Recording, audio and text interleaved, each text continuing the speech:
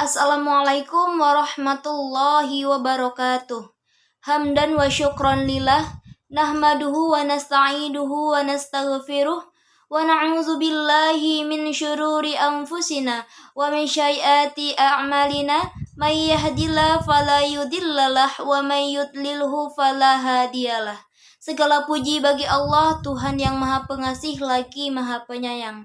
Serta salawat dan salam tercurahkan kepada junjungan kita Nabi besar Muhammad sallallahu alaihi wasallam. Pada kesempatan ini saya akan mengangkat materi mengenai hak dan kewajiban suami terhadap istri. Hak dan kewajiban suami dalam rumah tangga merupakan landasan penting dalam membangun keluarga yang harmonis dan sejahtera. Sebagaimana yang telah ditetapkan dalam agama, Allah Subhanahu wa Ta'ala memberikan hak dan kewajiban kepada setiap individu, setiap manusia dalam keluarga dengan seimbang dan adil. Sebagaimana suami memiliki hak untuk menjadi pemimpin dalam keluarganya, sebagaimana firman Allah Subhanahu wa Ta'ala dalam Quran surah An-Nisa ayat 34. Ar-rijalu qawwamanu 'alan nisa bima faddalallahu ba'dahum 'ala ba'din wa bima anfaqu min amwalihim.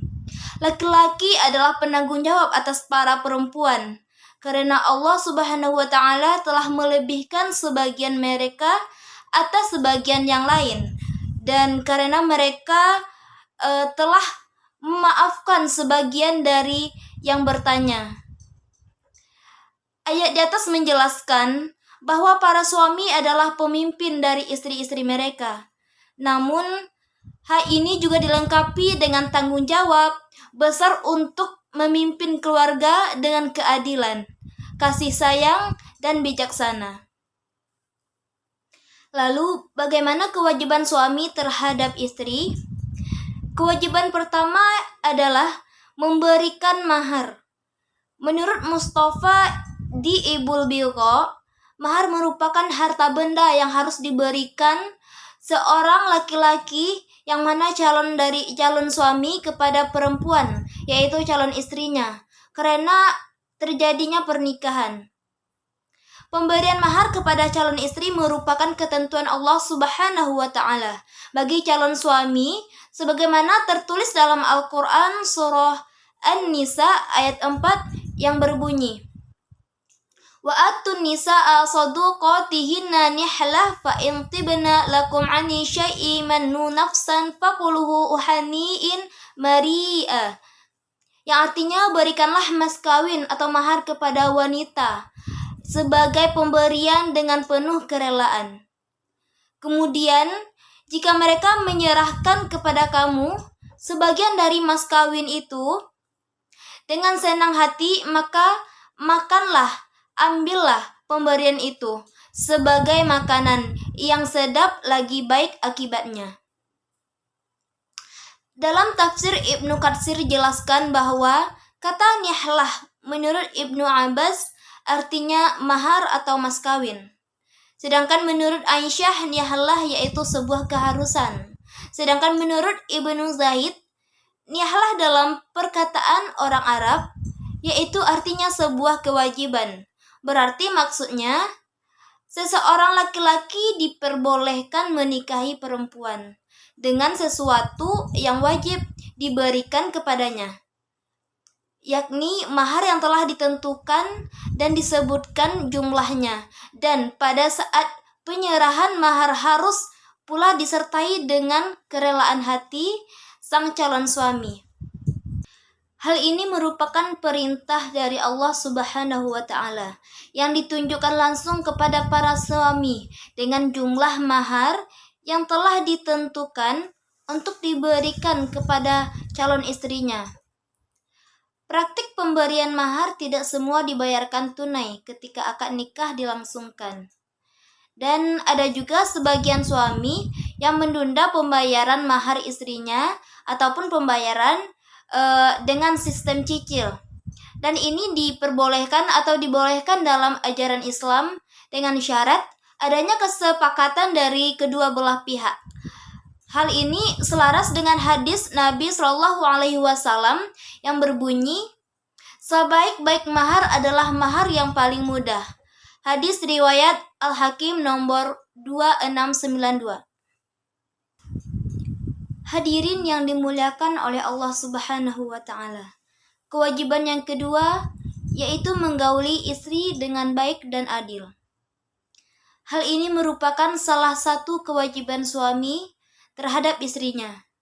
Sebagaimana firman Allah Subhanahu wa taala dalam Al-Qur'an surah An-Nisa ayat 19 yang berbunyi, Ya ayyuhalladzina amanu la yuhillu lakum an taditun nisa karha wa la adulu litazuhabu bi ba'di ma ataitumuhunna illa ayatin bi fahisati mubayyinah wa ashiruhunna bil ma'ruf fa in karihtumuhunna fa asa an takrahu syai'a wa yaj'alallahu fihi khairan katsira. Yang artinya, hai orang-orang yang beriman, tidak halal bagi kamu mempusakai wanita dengan jalan paksa, dan janganlah kamu menyusahkan mereka karena hendak mengambil kembali sebagian dari apa yang telah kamu berikan, terkecuali bila mereka melakukan pekerjaan keji yang nyata, dan bergaullah dengan mereka secara patut. Kemudian bila kamu tidak menyukai mereka, yaitu maka bersabarlah karena mungkin kamu tidak menyukai sesuatu padahal Allah Subhanahu wa taala menjadikan padanya kebaikan yang banyak. Maksud dari kata bil ma'rufi wa ashiruhunna adalah ditunjukkan kepada suami-suami agar berbicara dengan baik terhadap para istri dan bersikap dengan baik dalam perbuatan dan penampilan.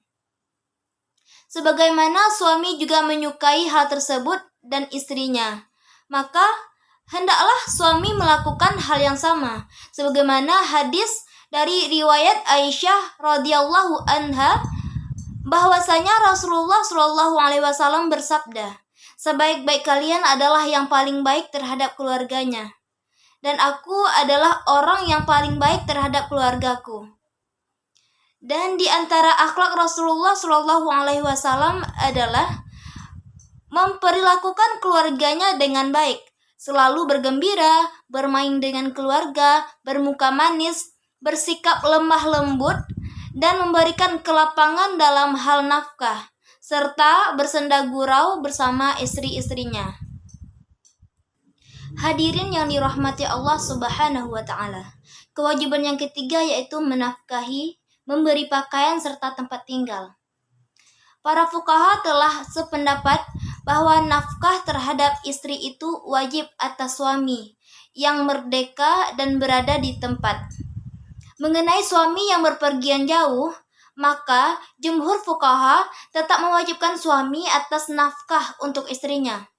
Sedangkan Imam Abu Hanifah tidak mewajibkan kecuali dengan keputusan-keputusan penguasa. Tentang kewajiban nafkah ini telah dijelaskan Allah Subhanahu wa taala dalam Al-Qur'an surah Al-Baqarah ayat 233 yang berbunyi, Al-walidatu yurdi'na auladahunna haulani kamilaini liman arada ayyutim marrada'ah wa 'alal mauludi lahu rizquhunna wa kiswatuhunna bil ma'ruf la tukallafu nafsu illa wus'aha.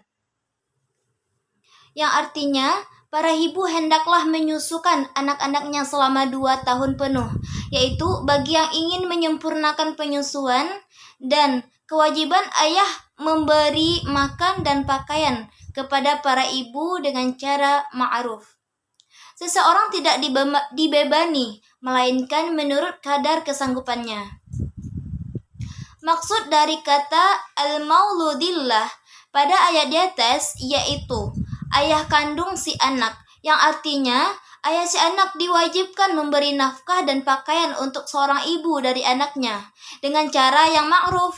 Yang dimaksud dengan bil ma'ruf yaitu menurut kebiasaan yang telah berlaku di masyarakat tanpa berlebih-lebihan, juga tidak terlalu bawa kepatutan, dan disesuaikan juga dengan kemampuan finansial ayahnya. Hadirin yang dimuliakan oleh Allah Subhanahu wa taala. Selanjutnya kewajiban suami yang keempat yaitu menjaga istrinya dari dosa. Sungguh ini menjadi kewajiban seseorang kepala rumah tangga untuk memberikan pendidikan agama kepada istrinya dan anak-anaknya agar mereka taat kepada Allah Subhanahu wa taala serta Rasul-Nya. Dengan mengetahui ilmu agama, seseorang mampu membedakan mana sikap yang baik, mana sikap yang buruk, dan mereka dapat menjaga dirinya dari berbuat dosa. Tidak hanya ilmu agama saja, namun seseorang suami juga wajib memberikan nasihat serta teguran kepada istrinya ketika dia melakukan kekhilafan atau meninggalkan kewajibannya sebagai seorang istri. Menegurnya dengan kata-kata yang bijak yang tidak melukai hati sang istri. Sebagaimana firman Allah dalam Quran surah At-Tahrim ayat 6 yang berbunyi, Ya ayyuhalladzina amanu qu anfusakum wa ahlikum nara wa quduhan nas wal hijarah 'alaiha malabaqatu ghilazun shidadun la ya'sunallah ma amarahum wa yaf'aluna ma yu'marun. Sebagaimana arti dari ayat tersebut, hai orang-orang yang beriman, peliharalah dirimu dan keluargamu dari api neraka yang bahan bakarnya adalah manusia dan batu. Penjaganya malaikat-malaikat yang keras, kasar, dan tidak mendurhakai Allah Subhanahu wa taala terhadap apa yang diperintahkannya, dan selalu mengerjakan apa yang diperintahkannya.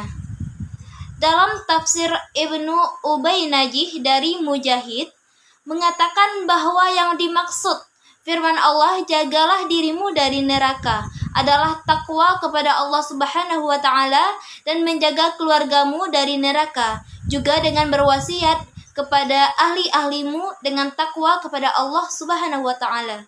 Said dari Qatadah ia berkata, menjaga mereka adalah dengan memerintahkan mereka agar senantiasa taat kepada Allah dan mencegah mereka dari perbuatan dosa kepadanya, dan supaya berpegang teguh terhadap perintah yang diperintahkan Allah Subhanahu wa taala kepada mereka, dan mempersiapkan mereka agar selalu taat ke jalan Allah. Dan jika mereka melihat maksiat kepada Allah, cegahlah mereka. Selanjutnya Ibnu Sur dari Marmar dari Qatadah juga berpendapat bahwa maksud perintah Allah menjaga keluarga dari neraka adalah dengan memerintahkan mereka agar taat kepada Allah Subhanahu wa taala dan mencegah mereka dari maksiat kepadanya. Hadirin yang dirahmati Allah, mungkin sekian penyampaian pidato dari saya. Mungkin banyak kesalahan-kesalahan kata serta kesalahan-kesalahan dalam penyebutan ayat. Saya masih belajar, mohon maaf. Wabillahi taufiq wal hidayah. Wassalamualaikum warahmatullahi wabarakatuh.